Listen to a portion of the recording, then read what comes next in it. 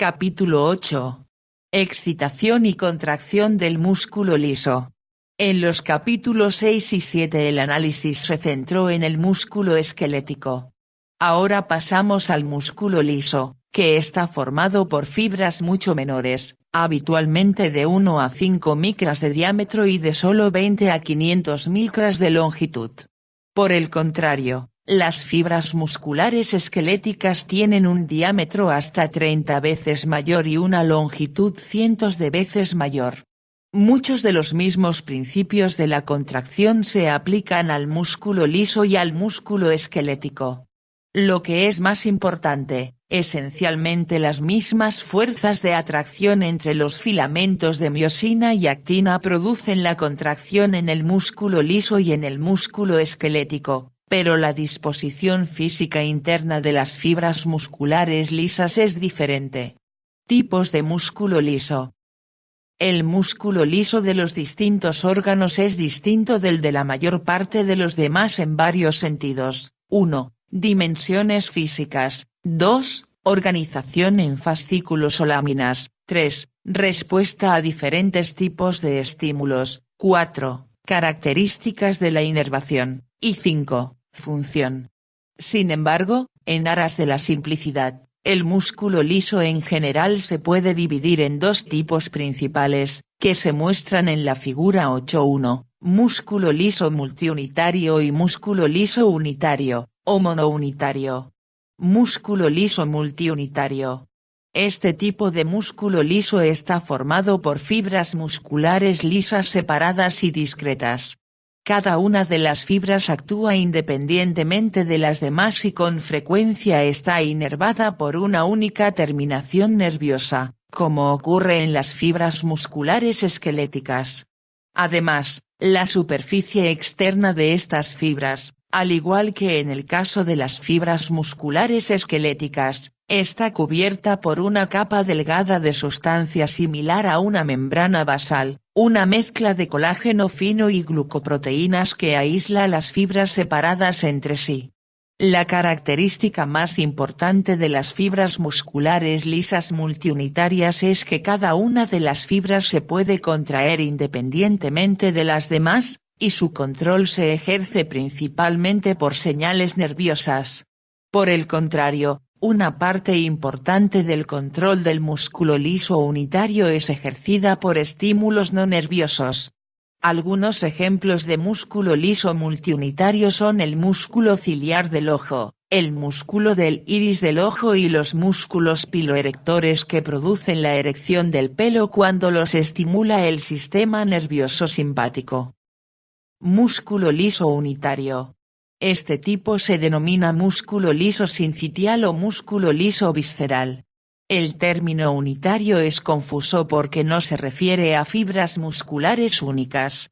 Por el contrario, se refiere a una masa de cientos a miles de fibras musculares lisas que se contraen juntas como una única unidad. Las fibras habitualmente están dispuestas en láminas o fascículos, y sus membranas celulares están adheridas entre sí en múltiples puntos, de modo que la fuerza que se genera en una fibra muscular se puede transmitir a la siguiente. Además, las membranas celulares están unidas por muchas uniones en hendidura a través de las cuales los iones pueden fluir libremente desde una célula muscular a otra, de modo que los potenciales de acción o el flujo iónico simple sin potenciales de acción puede viajar desde una fibra a otra y hacer que las fibras musculares se contraigan simultáneamente. Este tipo de músculo liso también se conoce como músculo liso sincitial debido a sus interconexiones sincitiales entre las fibras. También se denomina músculo liso visceral porque se encuentra en la pared de la mayor parte de las vísceras del cuerpo, por ejemplo el aparato digestivo, las vías biliares, los uréteres, el útero y muchos vasos sanguíneos. Mecanismo contráctil en el músculo liso. Base química de la contracción del músculo liso.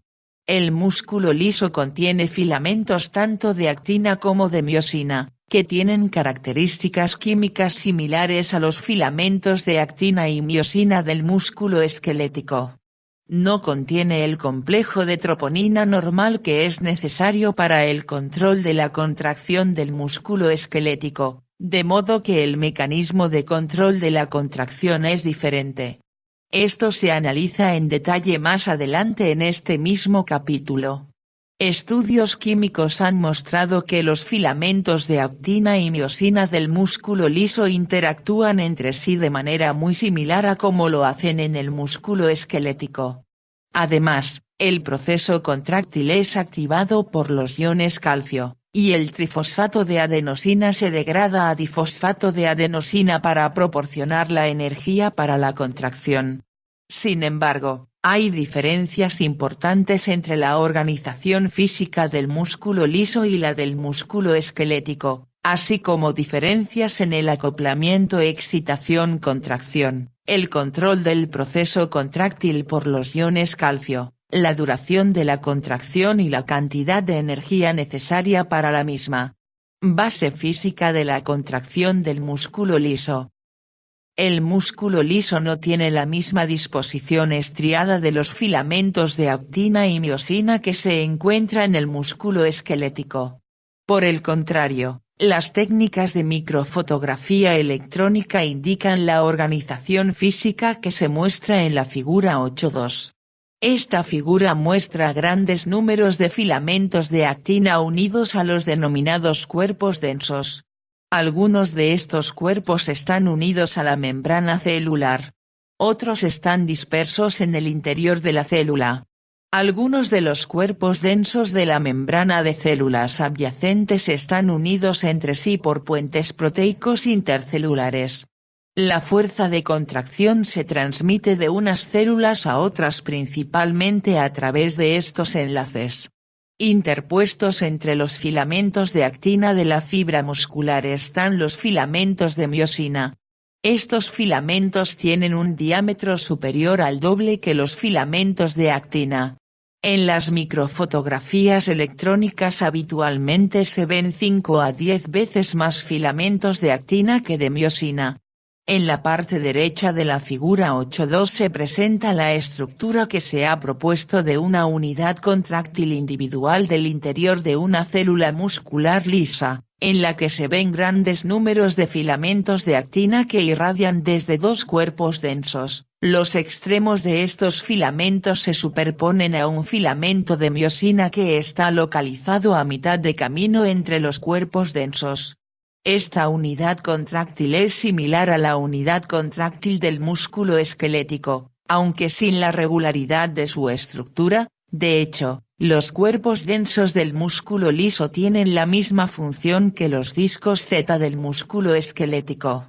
Hay otra diferencia: la mayor parte de los filamentos de miosina tiene lo que se denomina puentes cruzados lateropolares, dispuestos de tal manera que los puentes de un lado basculan en una dirección y los del otro lado basculan en la dirección opuesta. Esto permite que la miosina tire de un filamento de actina en una dirección en un lado a la vez que simultáneamente tira de otro filamento de actina en la dirección opuesta en el otro lado.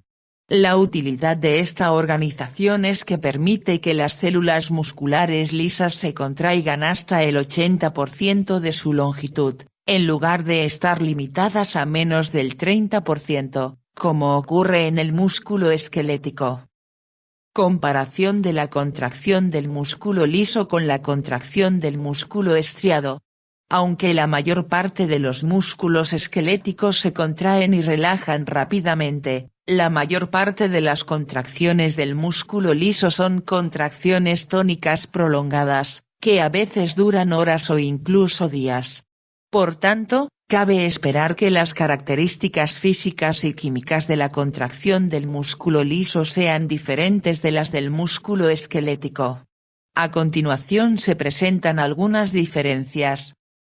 Ciclado lento de los puentes cruzados de miosina. La rapidez del ciclado de los puentes transversos de miosina en el músculo liso, es decir, su unión a la actina, su posterior liberación de la actina y su nueva unión para el siguiente ciclo. Es mucho más lenta que en el músculo esquelético, de hecho, la frecuencia es de 10 a 300 veces menos de la del músculo esquelético. A pesar de todo, se piensa que la fracción de tiempo que los puentes cruzados permanecen unidos a los filamentos de actina, que es un factor importante que determina la fuerza de la contracción, está muy aumentada en el músculo liso. Una posible razón del ciclado lento es que las cabezas de los puentes cruzados tienen una actividad ATPasa mucho menor que en el músculo esquelético, de modo que la degradación del ATP que aporta energía a los movimientos de las cabezas de los puentes cruzados está muy reducida, con el consiguiente enlentecimiento de la frecuencia de ciclado. Baja necesidad de energía para mantener la contracción del músculo liso. Para mantener la misma tensión de contracción en el músculo liso que en el músculo esquelético solo es necesario de 10 a 300 veces menos de energía. También se piensa que esto se debe al lento ciclado de unión y separación de los puentes cruzados y a que solo es necesaria una molécula de ATP para cada ciclo, independientemente de su duración. La baja utilización de energía por el músculo liso es muy importante para la economía energética global del cuerpo, porque órganos como los intestinos, la vejiga urinaria, la vesícula biliar y otras vísceras con frecuencia mantienen una contracción muscular tónica casi indefinidamente. Lentitud del inicio de la contracción y relajación del tejido muscular liso total. Un tejido muscular liso típico comienza a contraerse de 50 a 100 milisegundos después de ser excitado, alcanza la contracción completa aproximadamente 0,5 s después, y después la fuerza contráctil disminuye en 1 a 2 segundos más, dando un tiempo total de contracción de 1 a 3 s. Este tiempo es aproximadamente 30 veces más prolongado que una contracción única de una fibra muscular esquelética media. Pero como hay tantos tipos de músculo liso, la contracción de algunos tipos puede ser tan corta como 0,2 s o tan larga como 30 s. El inicio lento de la contracción del músculo liso, así como su contracción prolongada, está producido por la lentitud de la unión y la separación de los puentes cruzados a los filamentos de actina. Además, el inicio de la contracción en respuesta a los iones calcio es mucho más lento que en el músculo esquelético, como se analiza más adelante. La fuerza máxima de contracción muscular es a menudo mayor en el músculo liso que en el músculo esquelético. A pesar de la escasez relativa de filamentos de miosina en el músculo liso, y a pesar del tiempo lento de ciclado de los puentes cruzados, la fuerza máxima de contracción del músculo liso es con frecuencia mayor que la del músculo esquelético, hasta 4 a 6 kg/cm² de área transversal para el músculo liso, en comparación con 3 a 4 kg para el músculo esquelético. Esta gran fuerza de la contracción del músculo liso se debe al periodo prolongado de unión de los puentes cruzados de miosina a los filamentos de actina. El mecanismo de cerrojo facilita el mantenimiento prolongado de las contracciones del músculo liso. Una vez que el músculo liso ha generado la contracción máxima, la magnitud de la excitación continuada habitualmente se puede reducir a mucho menos del nivel inicial, a pesar de lo cual el músculo mantiene su fuerza de contracción completa. Además, la energía que se consume para mantener la contracción con frecuencia es minúscula, a veces tan solo 1/300 de la energía necesaria para una contracción sostenida y comparable del músculo esquelético. Esto se denomina mecanismo de cerrojo. La importancia del mecanismo de cerrojo es que permite mantener una contracción tónica prolongada en el músculo liso durante horas con un bajo consumo de energía. Es necesaria una señal excitadora continua baja procedente de las fibras nerviosas o de fuentes hormonales. Tensión-relajación del músculo liso. Otra característica importante del músculo liso, especialmente del tipo unitario visceral de músculo liso de muchos órganos huecos, es su capacidad de recuperar casi su fuerza de contracción original segundos a minutos después de que haya sido alargado o acortado. Por ejemplo, un aumento súbito del volumen de la vejiga urinaria, que produce distensión del músculo liso de la pared de la vejiga, produce un gran aumento inmediato de presión en la vejiga. Sin embargo, en los 15 a 1 min siguientes, a pesar de la distensión continuada de la pared de la vejiga, la presión casi recupera su nivel original. Posteriormente, cuando se aumenta el volumen en otro escalón, se produce de nuevo el mismo efecto. Por el contrario, cuando se produce una reducción súbita de volumen, la presión disminuye drásticamente al principio, aunque después aumenta en un plazo de otros pocos segundos o minutos hasta el nivel original o casi hasta el mismo.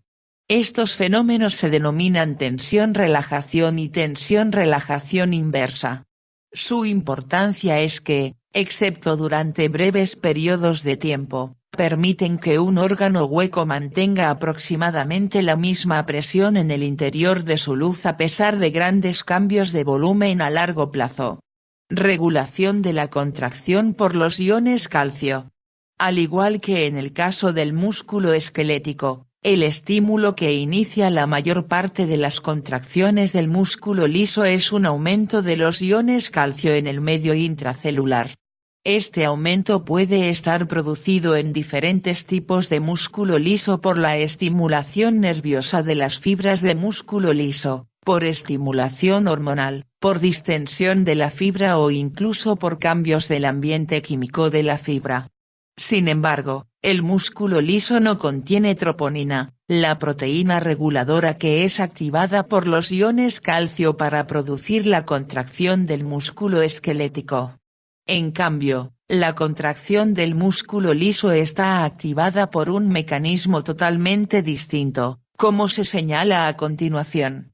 Los iones calcio se combinan con la calmodulina para provocar la activación de la miosina cinasa y fosforilación de la cabeza de miosina. En lugar de la troponina, las células musculares lisas contienen una gran cantidad de otra proteína reguladora denominada calmodulina, figura 8.3. Aunque esta proteína es similar a la troponina, es diferente en la manera en la que inicia la contracción.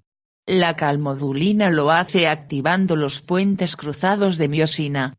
Esta activación y la posterior contracción se producen según la siguiente secuencia: 1. Los iones calcio se unen a la calmodulina. 2. El complejo calmodulina-calcio se une después a la miosina cinasa de cadena ligera, que es una enzima fosforiladora, y la activa. 3. Una de las cadenas ligeras de cada una de las cabezas de miosina, denominada cabeza reguladora, se fosforila en respuesta a esta miosina cinasa. Cuando esta cadena no está fosforilada no se produce el ciclo de unión-separación de la cabeza de miosina con el filamento de actina, pero cuando la cadena reguladora está fosforilada la cabeza tiene la capacidad de unirse repetitivamente al filamento de actina y de avanzar a través de todo el proceso de ciclado de tirones intermitentes, al igual que ocurre en el músculo esquelético, produciendo de esta manera la contracción muscular. La miosina fosfatasa es importante en la interrupción de la contracción. Cuando la concentración de iones calcio disminuye por debajo de un nivel crítico, los procesos que se acaban de señalar se invierten automáticamente, excepto la fosforilación de la cabeza de miosina. La inversión de esta reacción precisa otra enzima, la miosina fosfatasa, figura 8.3, que está localizada en el citosol de la célula muscular lisa y que escinde el fosfato de la cadena ligera reguladora. Después se interrumpe el ciclo y finaliza la contracción. Por tanto, el tiempo necesario para la relajación de la contracción muscular está determinado en gran medida por la cantidad de miosina fosfatasa activa en la célula. Posible mecanismo de regulación del fenómeno de cerrojo. Debido a la importancia del fenómeno de cerrojo en el músculo liso, y como este fenómeno permite el mantenimiento a largo plazo del tono en muchos órganos que tienen músculo liso sin un gran gasto de energía, se han hecho muchos intentos de explicarlo. Entre los muchos mecanismos que se han propuesto, uno de los más sencillos es el siguiente. Cuando las enzimas miosina cinasa y miosina fosfatasa están intensamente activadas las dos, la frecuencia de ciclado de las cabezas de miosina y la velocidad de contracción son elevadas. Después, cuando disminuye la activación de las enzimas, lo hace también la frecuencia de ciclado, pero al mismo tiempo la desactivación de estas enzimas permite que las cabezas de miosina permanezcan unidas al filamento de actina durante una proporción cada vez mayor del periodo de ciclado. Por tanto, el número de cabezas unidas al filamento de actina en cualquier momento dado sigue siendo grande. Como el número de cabezas unidas a la actina determina la fuerza estática de la contracción, se mantiene o cierra la tensión. Sin embargo, el músculo utiliza poca energía porque el ATP no se degrada a ADP excepto en las pocas ocasiones en las que una cabeza se separa. Control nervioso y hormonal de la contracción del músculo liso. Aunque las fibras musculares esqueléticas son estimuladas exclusivamente por el sistema nervioso, la contracción del músculo liso puede ser estimulada por múltiples tipos de señales nerviosas, estimulación hormonal, distensión del músculo y otros diversos estímulos. El principal motivo de esta diferencia es que la membrana del músculo liso contiene muchos tipos de proteínas receptoras que pueden iniciar el proceso contráctil. Además, otras proteínas receptoras inhiben la contracción del músculo liso, que es otra diferencia respecto al músculo esquelético. Por tanto, en esta sección se analiza el control nervioso de la contracción del músculo liso, seguido del control hormonal y de otros mecanismos de control. Uniones neuromusculares del músculo liso. Anatomía fisiológica de las uniones neuromusculares del músculo liso. Las uniones neuromusculares del tipo muy estructurado que se encuentran en las fibras del músculo esquelético no aparecen en el músculo liso. Por el contrario, las fibras nerviosas autónomas que inervan el músculo liso generalmente se ramifican de manera difusa encima de una lámina de fibras musculares, como se muestra en la figura 8.4. En la mayor parte de los casos estas fibras no hacen contacto directo con la membrana de las células de las fibras musculares lisas, sino que forman las denominadas uniones difusas que secretan su sustancia transmisora hacia el recubrimiento de matriz del músculo liso, con frecuencia a una distancia de varios nanómetros a varios micrómetros de las células musculares. Después la sustancia transmisora difunde hacia las células. Además, cuando hay muchas capas de células musculares, las fibras nerviosas con frecuencia inervan solo la capa externa. La excitación muscular viaja desde esta capa externa hacia las capas internas por conducción de los potenciales de acción en la masa muscular o mediante difusión adicional de la sustancia transmisora. Los axones que inervan las fibras musculares lisas no tienen los extremos terminales ramificados típicos que se ven en la placa motora terminal de las fibras musculares esqueléticas. Por el contrario, la mayor parte de los axones terminales delgados tiene múltiples varicosidades distribuidas a lo largo de sus ejes. En estos puntos se interrumpen las células de Schwann que rodean a los axones, de modo que se puede secretar la sustancia transmisora a través de las paredes de las varicosidades. En las varicosidades hay vesículas similares a las de la placa terminal del músculo esquelético y que contienen la sustancia transmisora. Pero, al contrario de las vesículas de las uniones del músculo esquelético, que siempre contienen acetilcolina, Las vesículas de las terminaciones de las fibras nerviosas autónomas contienen acetilcolina en algunas fibras y noradrenalina en otras, y de manera ocasional también otras sustancias. En algunos casos, particularmente en el tipo multiunitario del músculo liso, las varicosidades están separadas de la membrana de la célula muscular por tan solo 20 a 30 nanómetros, la misma anchura que tiene la hendidura sináptica que aparece en la unión del músculo esquelético. Estas uniones se denominan uniones de contacto, y actúan de manera muy similar a la unión neuromuscular del músculo esquelético. La rapidez de la contracción de estas fibras musculares lisas es considerablemente más rápida que la de las fibras estimuladas por las uniones difusas. Sustancias transmisoras excitadoras e inhibidoras secretadas en la unión neuromuscular del músculo liso. Las sustancias transmisoras más importantes que secretan los nervios autónomos que inervan el músculo liso son acetilcolina y noradrenalina, aunque nunca son secretadas por las mismas fibras nerviosas. La acetilcolina es una sustancia transmisora excitadora de las fibras musculares lisas en algunos órganos y un transmisor inhibidor en el músculo liso de otros órganos. Cuando la acetilcolina excita una fibra, la noradrenalina habitualmente la inhibe. Por el contrario, cuando la acetilcolina inhibe una fibra, la noradrenalina habitualmente la excita. Pero, ¿por qué se producen estas respuestas diferentes?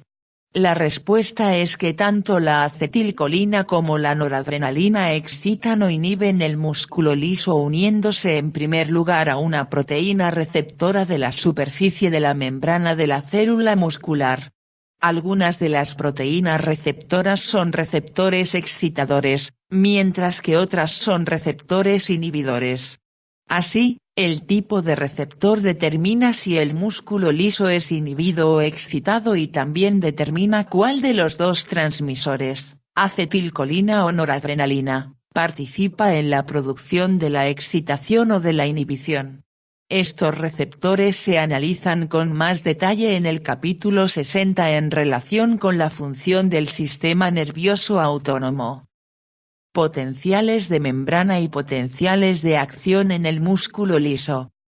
Potenciales de membrana en el músculo liso. El voltaje cuantitativo del potencial de membrana del músculo liso depende de la situación momentánea del músculo. En el estado de reposo normal el potencial intracelular es habitualmente de aproximadamente -50 a -60 milivoltios, que es aproximadamente 30 milivoltios menos negativo que en el músculo esquelético. Potenciales de acción en el músculo liso unitario. Los potenciales de acción se producen en el músculo liso unitario, como el músculo visceral, de la misma forma que en el músculo esquelético. Normalmente no se producen en la mayoría de los tipos multiunitarios de músculo liso, como se analiza en una sección posterior. Los potenciales de acción del músculo liso visceral se producen en una de dos formas: 1, potenciales en espiga y 2, potenciales de acción con meseta. Potenciales en espiga. Los potenciales de acción en espiga típicos, como los que se ven en el músculo esquelético, aparecen en la mayor parte de los tipos de músculo liso unitario. La duración de este tipo de potencial de acción es de 10 a 50 milisegundos, como se ve en la figura 8.5a. Estos potenciales de acción se pueden generar de muchas maneras, por ejemplo mediante estimulación eléctrica, por la acción de hormonas sobre el músculo liso, por la acción de sustancias transmisoras procedentes de las fibras nerviosas, por distensión o como consecuencia de su generación espontánea en la propia fibra muscular, como se analiza más adelante. Potenciales de acción con meseta. La figura 8.5c muestra un potencial de acción de músculo liso con una meseta. El inicio de este potencial de acción es similar al del potencial en espiga típico. Sin embargo, en lugar de la repolarización rápida de la membrana de la fibra muscular, La repolarización se retrasa durante varios cientos hasta 1000 milisegundos. La importancia de esta meseta es que puede ser responsable de la contracción prolongada que se produce en algunos tipos de músculo liso, como el uréter, el útero en algunas situaciones y ciertos tipos de músculo liso vascular. Además, este es el tipo de potencial de acción que se ve en las fibras musculares cardíacas que tienen un periodo de contracción prolongado, como se analiza en los capítulos 9 y 10. Los canales de calcio son importantes en la generación del potencial de acción del músculo liso. La membrana de la célula muscular lisa tiene muchos más canales de calcio activados por el voltaje que el músculo esquelético, aunque tiene pocos canales de sodio activados por el voltaje. Por tanto, el sodio participa poco en la generación del potencial de acción en la mayor parte del músculo liso. Por el contrario, el flujo de iones calcio hacia el interior de la fibra es el principal responsable del potencial de acción. Esto ocurre de la misma manera autorregenerativa que se produce en los canales de sodio de las fibras nerviosas y de las fibras musculares esqueléticas. Sin embargo, los canales de calcio se abren muchas veces más lentos que los canales de sodio, y también permanecen abiertos mucho más tiempo. Esto explica en gran medida los prolongados potenciales de acción en meseta de algunas fibras musculares lisas. Otra característica importante de la entrada de los iones calcio en las células durante el potencial de acción es que los iones calcio actúan directamente sobre el mecanismo contráctil del músculo liso para producir la contracción. Así, el calcio realiza dos tareas a la vez. Los potenciales de onda lenta en el músculo liso unitario pueden conducir a la generación espontánea de potenciales de acción. Algunas células musculares lisas son autoexcitadoras.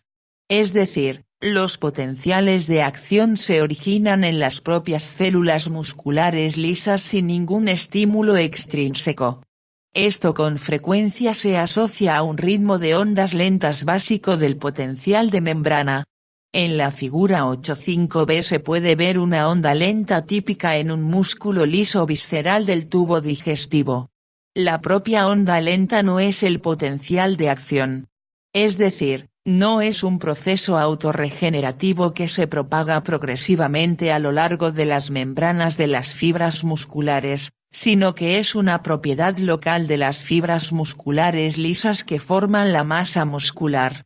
No se conoce la causa del ritmo de ondas lentas. Una hipótesis es que las ondas lentas están producidas por la aparición y desaparición del bombeo de iones positivos, probablemente iones sodio, hacia el exterior a través de la membrana de la fibra muscular, es decir, el potencial de membrana se hace más negativo cuando el sodio se bombea rápidamente y menos negativo cuando la bomba de sodio es menos activa. Otra hipótesis es que las conductancias de los canales iónicos aumentan y disminuyen de manera rítmica. La importancia de las ondas lentas es que, cuando son lo suficientemente intensas, pueden iniciar potenciales de acción. Las ondas lentas en sí mismas no pueden producir la contracción muscular. No obstante, cuando el máximo del potencial de la onda lenta negativa en el interior de la membrana celular aumenta en dirección positiva desde -60 hasta aproximadamente -35 milivoltios, el umbral aproximado para generar potenciales de acción en la mayor parte del músculo liso visceral, se produce un potencial de acción que se propaga a lo largo de la masa muscular y se produce la contracción. La figura 8.5b muestra este efecto, de modo que en cada pico de la onda lenta se producen uno o más potenciales de acción. Estas secuencias repetitivas de potenciales de acción desencadenan una contracción rítmica de la masa del músculo liso. Por tanto, las ondas lentas se denominan ondas marcapasos. En el capítulo 62 se verá que este tipo de actividad marcapasos controla las contracciones rítmicas del tubo digestivo. Excitación del músculo liso visceral por distensión muscular. Cuando el músculo liso visceral, unitario, es distendido lo suficiente, habitualmente se generan potenciales de acción espontáneos, que se deben a una combinación de, 1. Los potenciales de onda lenta normales y 2. La disminución de la negatividad global del potencial de membrana que produce la propia distensión. Esta respuesta a la distensión permite que la pared del tubo digestivo, cuando se distiende excesivamente, se contraiga automática y rítmicamente. Por ejemplo, cuando el tubo digestivo está excesivamente lleno por el contenido intestinal, las contracciones automáticas locales con frecuencia generan ondas peristálticas que propulsan el contenido desde el intestino excesivamente lleno, habitualmente hacia el ano. Despolarización del músculo liso multiunitario sin potenciales de acción. Las fibras musculares lisas del músculo liso multiunitario, como el músculo del iris del ojo o el músculo erector de cada uno de los cabellos, normalmente se contraen sobre todo en respuesta a estímulos nerviosos. Las terminaciones nerviosas secretan acetilcolina en el caso de algunos músculos lisos multiunitarios y noradrenalina en el caso de otros. En ambos casos, las sustancias transmisoras producen despolarización de la membrana del músculo liso, y esto a su vez produce la contracción. Habitualmente no se producen potenciales de acción. El motivo es que las fibras son demasiado pequeñas para generar un potencial de acción. Cuando se producen potenciales de acción en el músculo liso unitario o visceral, se deben despolarizar simultáneamente de 30 a 40 fibras musculares antes de que se produzca un potencial de acción autopropagado. Sin embargo, en las células musculares lisas pequeñas, incluso sin potencial de acción, la despolarización local, denominada potencial de la unión, que produce la propia sustancia transmisora nerviosa se propaga electrotónicamente en toda la fibra y es lo único necesario para producir la contracción muscular. Los efectos de los factores tisulares locales y las hormonas determinan la contracción del músculo liso sin potenciales de acción. Probablemente la mitad de las contracciones del músculo liso se inician por factores estimuladores que actúan directamente sobre la maquinaria contráctil del músculo liso y sin potenciales de acción. Dos tipos de factores estimulantes no nerviosos y no relacionados con el potencial de acción que participan con frecuencia son, 1. Factores químicos tisulares locales y 2. Varias hormonas. Contracción del músculo liso en respuesta a factores químicos tisulares locales. En el capítulo 17 se analiza el control de la contracción de las arteriolas, metaarteriolas y esfínteres precapilares. Los más pequeños de estos vasos tienen una inervación escasa o nula. Sin embargo, el músculo liso es muy contráctil y responde rápidamente a los cambios de las condiciones químicas locales del líquido intersticial circundante. En el estado normal de reposo muchos de los vasos sanguíneos pequeños permanecen contraídos, pero cuando es necesario un flujo sanguíneo tisular adicional múltiples factores pueden relajar la pared vascular, permitiendo de esta manera el aumento del flujo. De esta forma, un potente sistema de control de retroalimentación local controla el flujo sanguíneo a la zona tisular local. Algunos de los factores de control específicos son los siguientes: 1. La ausencia de oxígeno en los tejidos locales produce relajación del músculo liso y, por tanto, vasodilatación. 2. El exceso de anhídrido carbónico produce vasodilatación. 3. El aumento de la concentración de iones hidrógeno produce vasodilatación. La adenosina, el ácido láctico, el aumento de los iones potasio, la disminución de la concentración de los iones calcio y el aumento de la temperatura corporal producen vasodilatación local. Efectos de las hormonas sobre la contracción del músculo liso. Muchas de las hormonas circulantes en la sangre afectan en cierto grado a la contracción del músculo liso, y algunas tienen efectos profundos. Entre las más importantes se encuentran la noradrenalina, la adrenalina, la acetilcolina, la angiotensina, la endotelina, la vasopresina, la oxitocina, la serotonina y la histamina.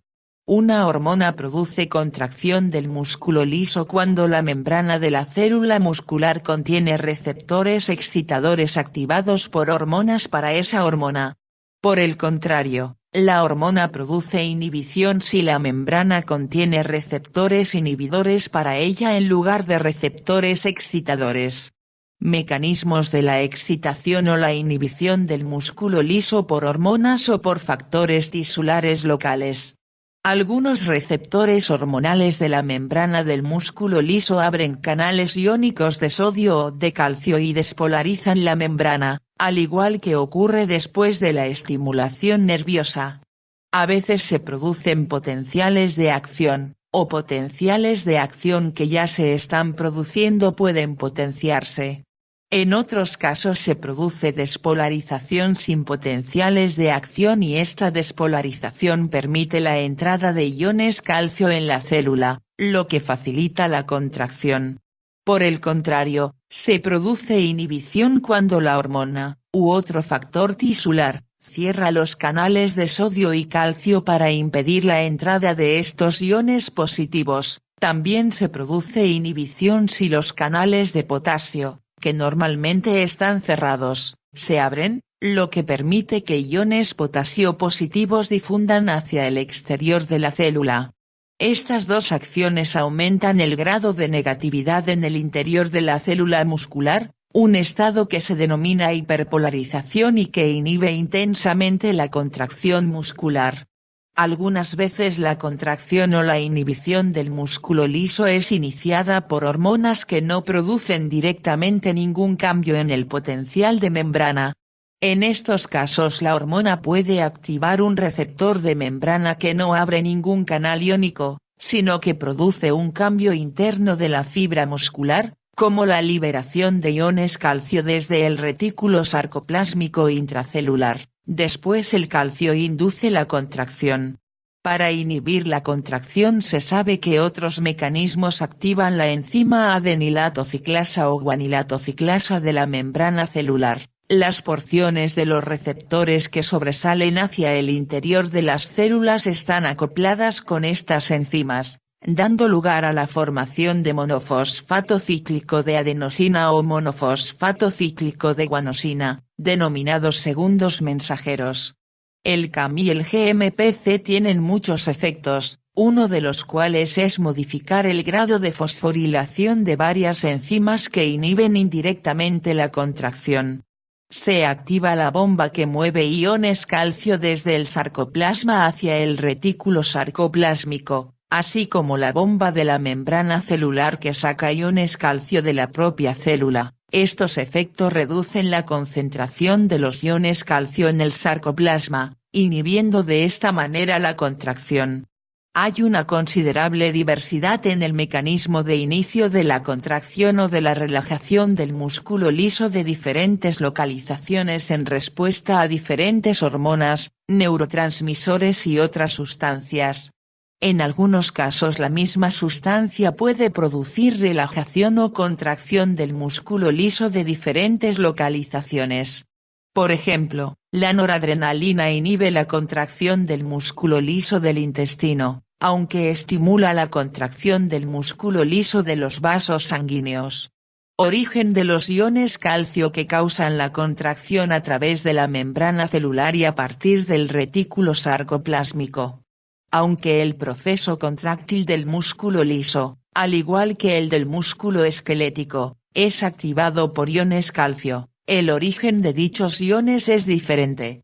Una diferencia importante es que el retículo sarcoplásmico, que aporta prácticamente todos los iones calcio para la contracción del músculo esquelético, está poco desarrollado en la mayor parte del músculo liso.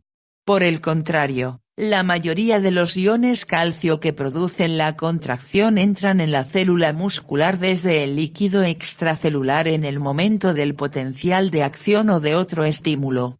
Es decir, la concentración de iones calcio en el líquido extracelular es superior a 10 elevado a menos 3 molar, en comparación con menos de 10 elevado a menos 7 molar en el interior de la célula muscular lisa. Esto produce una difusión rápida de los iones calcio hacia el interior de la célula desde el líquido extracelular cuando se abren los canales de calcio. El tiempo necesario para que se produzca esta difusión es en promedio de entre 200 y 300 milisegundos y se denomina periodo de latencia antes de que comience la contracción. Este periodo de latencia es aproximadamente 50 veces mayor para la contracción del músculo liso que para la del músculo esquelético. Función del retículo sarcoplásmico del músculo liso. La figura 8.6 muestra algunos túbulos sarcoplásmicos poco desarrollados que están cerca de la membrana celular en algunas células musculares lisas de mayor tamaño. Pequeñas invaginaciones de la membrana celular, denominadas cavéolas, están junto a las superficies de estos túbulos. Las cavéolas serían un análogo rudimentario del sistema de túbulos transversos del músculo esquelético. Se piensa que la transmisión de un potencial de acción hacia las cavéolas excita la liberación de iones calcio desde los túbulos sarcoplásmicos próximos de la misma manera que los potenciales de acción de los túbulos transversos del músculo esquelético producen la liberación de iones calcio desde los túbulos sarcoplásmicos longitudinales del músculo esquelético. En general, cuanto más extenso sea el retículo sarcoplásmico de la fibra muscular lisa, más rápidamente se contraerá. La contracción del músculo liso depende de la concentración extracelular de los iones calcio. Aunque la modificación de la concentración de los iones calcio en el líquido extracelular respecto de su valor normal tiene poco efecto sobre la fuerza de la contracción del músculo esquelético, no es así en el caso de la mayor parte del músculo liso. Cuando la concentración de iones calcio en el líquido extracelular disminuye a aproximadamente de 1/3 a 1/10 de su valor normal, habitualmente se interrumpe la contracción del músculo liso. Por tanto, la fuerza de la contracción del músculo liso depende mucho de la concentración de iones calcio en el líquido extracelular. Es necesaria una bomba de calcio para producir la relajación del músculo liso. Para producir la relajación del músculo liso después de que se haya contraído se deben retirar los iones calcio de los líquidos intracelulares. Esta eliminación se consigue mediante una bomba de calcio que bombea iones calcio hacia el exterior de la fibra muscular lisa de nuevo hacia el líquido extracelular o hacia el retículo sarcoplásmico, si está presente. Esta bomba actúa lentamente en comparación con la bomba de acción rápida del retículo sarcoplásmico del músculo esquelético. Por tanto, una única contracción del músculo liso con frecuencia dura varios segundos en lugar de centésimas a décimas de segundo, como ocurre en el músculo esquelético.